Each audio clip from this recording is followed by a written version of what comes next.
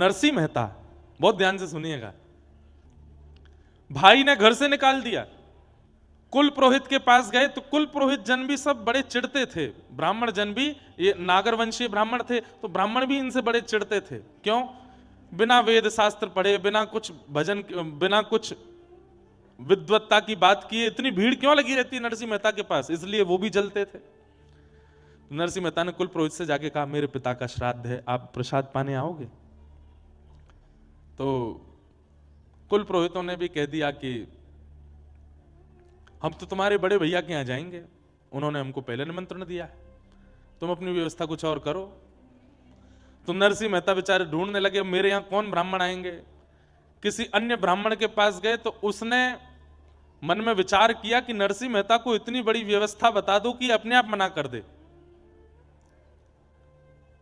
क्या व्यवस्था बताई?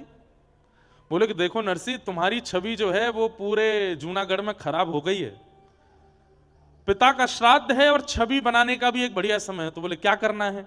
बोले तुम जितने ब्राह्मण हैं सबको निमंत्रण दो।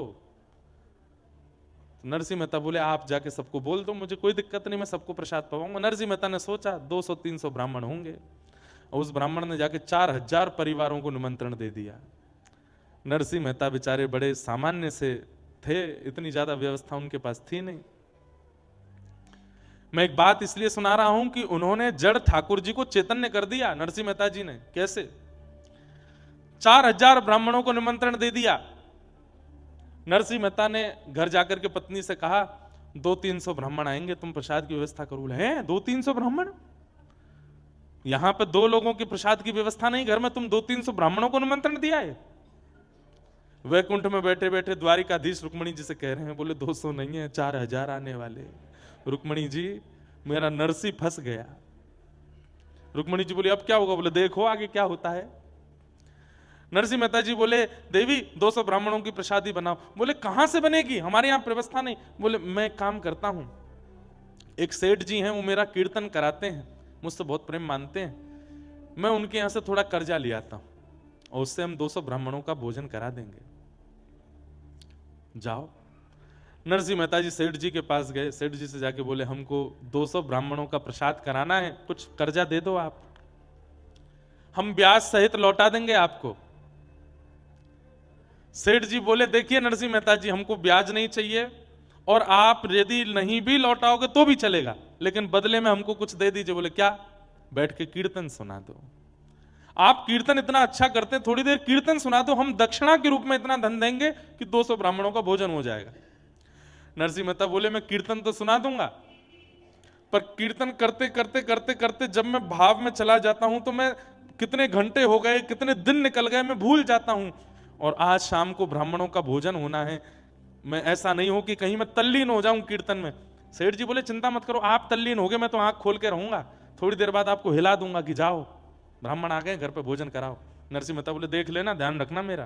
बोले हाँ ठीक है। उठाए करताल, नरसिंह मेहता ने जैसे कीर्तन शुरू किया, सोचिए नरसिंह मेहता तल्लीन होते होंगे तो क्या सुनने वाले नहीं होते होंगे? ऐसे भाव में गए, ऐसे भाव में गए कि वो भी डूब गए, सेठ जी भी डूब गए, सुनने वाले जो 10-15-20 लोग थे वो भी डूब गए, बाहर के गांव के लोग आए वो भी डूब गए। कीर्तन चलते चलते चलते चलते 13, 14, 15, 20 घंटे तक कीर्तन चलता रहा। यहां ब्राह्मणों के आने का समय हो गया। पत्नी बाट देख रही है कि वो 200 ब्राह्मणों के भोजन की सामग्री ला रहे होंगे। रुक्मणी जी बोली अब तो नरसिंह मेहता की और निंदा होगी, अब तो इनको जूनागढ़ से भी निकाल देंगे, ऐसा लगता है आज जो अपराध होने जा रहा है। ठाकुर जी बोले मैं नहीं देख पा रहा हूं, तुम बैठो मैं जाता हूं। और महाराज नरसिंह मेहता का रूप धारण करके ठाकुर जी आ गए जूनागढ़ में। और ठाकुर जी तो अक्षय पात्र लेकर के चलते हैं, 200 ब्राह्मण क्या तुम 2 लाख आ जाओ, सबको भोजन पवा देंगे। पत्नी के पास पहुंचे, नरसिंह मेहता की पत्नी से जाके कहा जल्दी जाओ प्रसादी बनाओ। और देवी सुनो, वो थोड़ी एक बदलाव आया। बोले क्या? 200 ब्राह्मण नहीं है। बोले तो कितने हैं? 300। बोले नहीं नहीं नहीं, नहीं 4000 है। 4000 इनका कैसे बनेगा? अरे बनाते हैं ना, तुम भी लगो मैं भी लगता हूं। ठाकुर जी अमनिया कर रहे हैं, मिर्च काट रहे हैं, सब्जी काट रहे हैं, टमाटर काट रहे हैं, अमनिया कर रहे हैं, पत्नी छोंक लगा रही है, उसको तो लग रहा है नरसिंह मेहता ही है। और नरसिंह मेहता कहा वो तो वहां कीर्तन कर रहे हैं बैठ करके सेठ जी के यहाँ। ठाकुर जी यहां पर सिर पर महाराज बांध करके कढ़ाई में लिए घी और सब प्रसादी बना रहे हैं। नरसिंह मेहता के पिताजी का श्राद्ध है, ठाकुर जी भोजन बना रहे हैं। क्षण भर में तो सब सामग्री बनती चलेगी। पत्नी बोली आज बड़ा आश्चर्य हो रहा है, इतनी जल्दी इतनी सारी सामग्री कैसे बन गई? बोले देवी इस पर बाद में चर्चा करेंगे, ब्राह्मण आ रहे हैं, चौका लगाओ बढ़िया गोबर का और थाली आदि सजाओ, सबको प्रसाद पवाना है। 4000 ब्राह्मण मन में सोचते आ रहे थे आज नरसिंह मेहता हमको प्रसाद नहीं पवा पाएगा और ये हमको बहाना मिल जाएगा नरसिंह मेहता को नगर से निकालने का। लेकिन वहां जैसे ही पहुंचे सबके चरण धो धो करके ठाकुर जी ने आसन पर बैठाया। 4000 ब्राह्मण एक ही पंगत में बैठा दिए और सबके सामने ठाकुर जी एक एक फेंटा कमर पे बांधे, एक फेंटा सिर पे बांधे, पसीना आ रहे हैं। ठाकुर जी धोते जामे, हाथ मांजे, सबको साग परोसे, सब्जी परोसे, 4-4 प्रकार की सब्जी, 2-2 प्रकार की पूड़ियां, 3-3 प्रकार के मिष्ठान, एक रायता, बढ़िया सामग्री, ऐसा पवाया महाराज, ऐसा पवाया। ब्राह्मण बोले ए नरसी, हाँ कोई सेठ वेठ ने करी है क्या व्यवस्था? नहीं नहीं, सब आपकी कृपा है, आप सब ब्राह्मणों की कृपा है, आप लोग पाइए। प्रसाद पाकर के ब्राह्मण इतने तृप्त हो गए, इतने तृप्त हो गए कि मन से आशीष निकल रहा था, लेकिन जलन थी ना मन में। बोले भैया भोजन तो बहुत अच्छा पवाया नरसिंह मेहता ने, लेकिन हम लोगों को इसको नगर निकाला करना है, भोजन से काम थोड़ी बनना है। अब तो दक्षिणा की बाड़ी है, कुछ नहीं दे पाएगा। 4000 ब्राह्मणों को क्या देगा? नरसिंह मेहता दौड़ करके भीतर गए। ठाकुर जी थे, नरसिंह मेहता थोड़ी थे। पत्नी से कहा देवी चलो दक्षिणा बांटें। बोले क्या देंगे दक्षिणा में? बोले सब व्यवस्था है, चिंता मत करो। एक बैलगाड़ी भरी रखी थी, कपड़ा हटाया, उस पर छोटी छोटी पोटलियां थी, पत्नी को देते जाए। बोले तुम बांटती जाओ सबको। बोले इसमें है क्या? बोले कुछ नहीं है, तुम देते जाओ।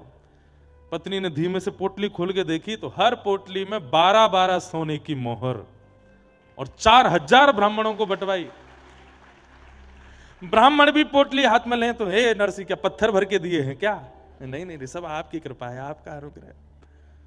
ब्राह्मणों ने जब खोल करके देखा, आज तक भोजन के निमंत्रण में 1 पैसा मिलता था तो ब्राह्मण फूले नहीं समाते थे कि 1 पैसा मिला हमको, सबसे बड़ी दक्षिणा है 1 पैसा। आज क्या मिला? 12 सोने की मोहर।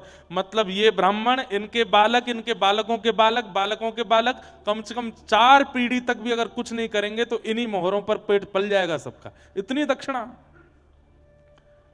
देख करके सब ने तो भैया नरसिंह मेहता और पत्नी दोनों को एक साथ बैठा करके ब्राह्मणों ने स्वस्ति वाचन किया, ऊपर अक्षत डालने। अरे नरसिंह मेहता जी, मैं तो कहता हूं नरसिंह मेहता जी के पिता कितने भाग्यशाली कि उनके श्राद्ध में ठाकुर जी ने भोजन बनाया, अपने हाथ से पवाया।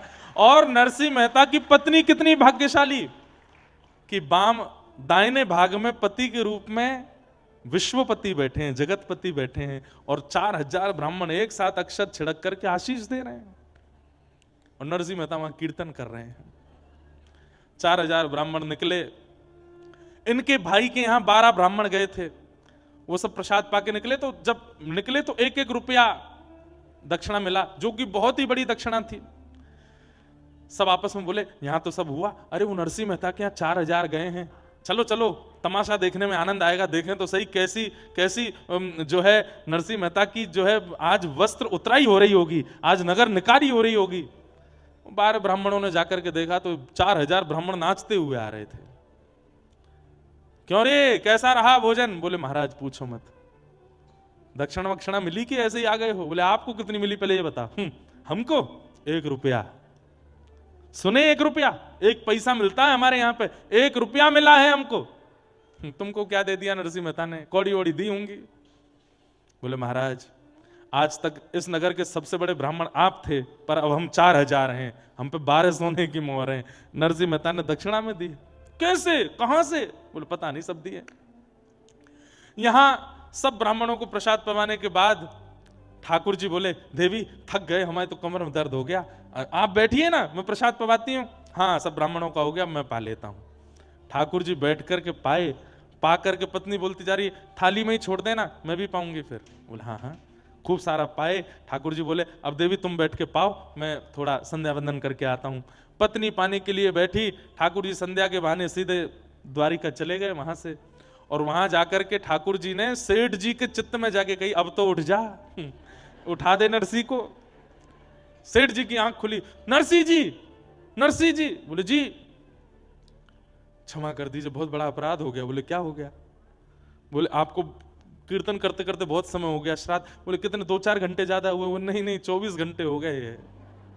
नरसिंह मेहता बोले अब तो जाने से कोई फायदा नहीं, आप ही चले जाना, मेरी पत्नी कहाँ है उसको ढूंढ के भेज देना, ब्राह्मणों ने बहुत बुरा हाल किया होगा, घर वर जला दिए होंगे हमारे। तो सेठ जी बोले मैं संग चलता हूं ना, एक बार चल के देख लें क्या है। धीमे धीमे डर डर के नरसिंह मेहता अपने घर जा रहे हैं। घर के बाहर जाकर के देखा तो आंगन में बैठ करके पत्नी प्रेम से प्रसाद पा रही थी। नरसिंह मेहता गए, देवी तुम प्रसाद पा रही हो, सब ठीक है, घर वर जला तो नहीं, तुमको किसी ने मारा पीटा तो नहीं?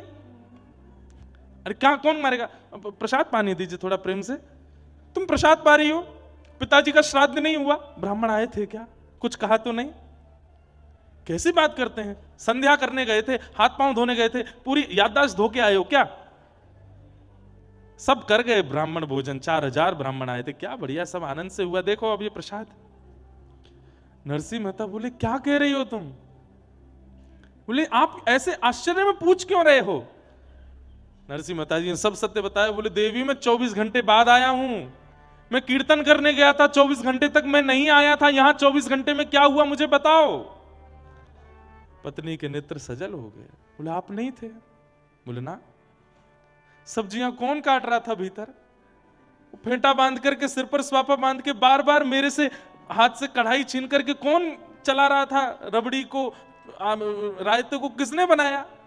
सब ब्राह्मणों को, 4000 ब्राह्मण आए थे, सबको 4000 आए थे। बोले हाँ, सबको प्रसाद पवाया, 12-12 सोने की मोहर दी, आप नहीं थे तो कौन थे? नरसिंह मेहता के नेत्र सजल हो गए। बोले देवी तुम्हारे चरण कहाँ है, मैं प्रणाम कर लूं? मेरे द्वारिकाधीश आए थे, मैं नहीं था, मेरे नाथ आए थे, मुझे बस ये बता दो वो कहां बैठे थे, कहां चले थे, उनकी चरण रज होगी, मैं उसी को माथे से लगा लूं। पत्नी बता रही है यहां चले थे। नरसिंह मेहता लेट लेट करके उस स्थान को प्रणाम करते हैं, द्वारिकाधीश को पुकार रहे हैं, नाथ क्यों किया आपने ये सब, क्या आवश्यकता थी? अद्भुत है ठाकुर जी। नरसिंह मेहता के सब भाव करके गए। ये बात मैं क्यों कह रहा हूं, हमारे लिए आज भी वो जड़ ही हैं, पर नरसिंह मेहता थे जिनके लिए वो चैतन्य हो गए, मीराबाई थी जिनके लिए वो चैतन्य हो गए, सक्कूबाई थी जिनके लिए वो चैतन्य हो गए। चैतन्य आज भी होने को तैयार बैठे हैं, पर मेरी और आपके भजन में, भाव में, स्वभाव में सामर्थ्य नहीं बची है उनको चैतन्य करने की, इसलिए आज भी जड़वत बैठे। हम लोग कभी सेवा करते हैं, हमारे लड्डू गोपाल लुढ़क जाते हैं, हाथ से धरती पर गिर जाते हैं, उन्हें चोट नहीं लगती होगी, लगती है, पर हमारे अंदर जड़ बुद्धि है, हमारी जड़ भावना है, इसलिए वो जड़ ही रहते हैं।